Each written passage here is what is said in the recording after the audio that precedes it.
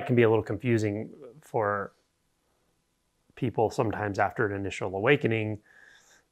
They could conclude there's nothing more to do, or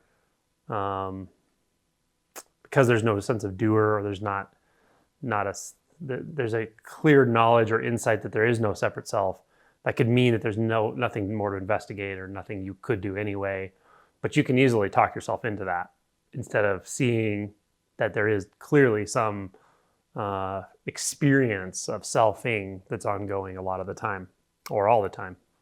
And sometimes it ends up being a very strange thing, like a very comical thing where you try to throw out the conventional self.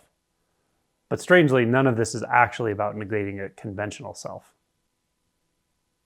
It's not about not using pronouns about I or me. It's not about never having a thought that contains the phrase me or I.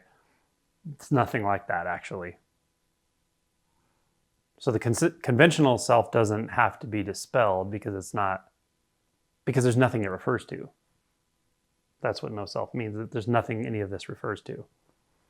There's nothing any of the symbolic experience, the symbolic appearances refer back to, or forward to, or anywhere to. There's no form. This is the Heart Sutra. There's no form. There's no world. There's no position. There's no stance. No background. No basis. No landing place. No starting place. No ending place.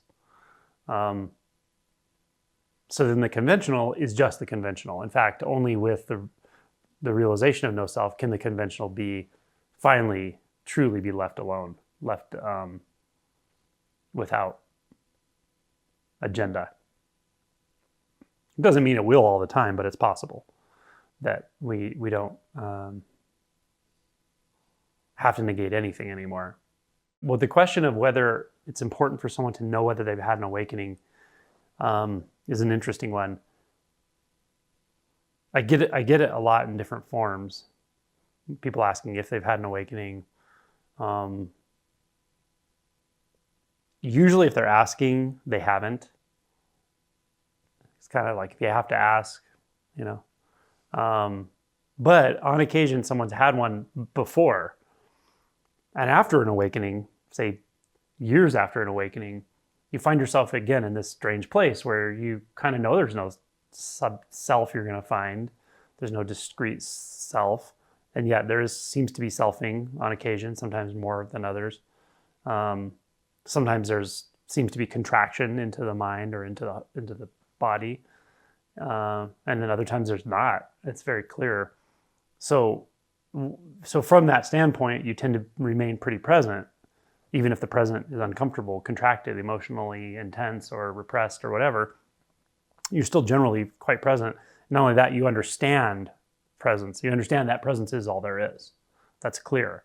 So from there, if an awakening has happened a few years ago, you're kind of disinclined to refer to it as anything special, or claim it as a something, right? And even then, how much does it really matter, I guess could be the question. So that is sometimes when I see that situation where someone's had an awakening in the past, but because of where they find themselves after everything has settled, it doesn't make a lot of sense to claim that. It doesn't make a lot of sense to talk in terms of that because, again, there's no one to whom that refers. And you start to sense that in a big way. Now, when someone goes through it, like right now, and I'm interacting with them, or I know them, or they contact me and say this thing happened, and I start interacting with them and it's very fresh, it's usually very, very obvious to them and me. Even then, they're often not inclined to call it an awakening. Then they'll say things like, this is not what I thought it would be at all. This is not anything like I thought it would be. I thought it was some spiritual thing. I thought it was some spiritual thing in the terms of how my mind would think of spiritual. I thought it would give me this and this and this, and it's just nothing like that. I like how Christ said in the Gospels a few different times in different ways, the kingdom of heaven is like a thief that sneaks in the night. It's exactly how it is. It's like, comes from behind you, comes from behind your view, and all of a sudden it just really hits you over the head. It's like, whoa, okay. So yeah, when someone goes through that, it's usually quite obvious. It's not, very rarely am I like, is this or isn't it?